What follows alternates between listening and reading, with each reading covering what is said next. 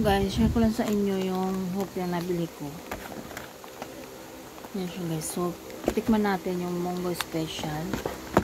Black Munggo. At syempre meron tayong ube. Actually, ito yung Black Munggo. Malambot siya. At syempre, ito yung munggo. Ito. Ano siya guys? Ako yung ito yung ube.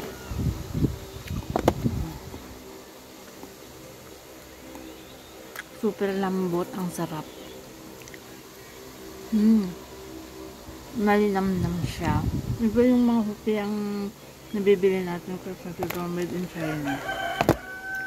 Parang sa China yata ito. Ang sarap. Malasa siya. Ang sarap yan.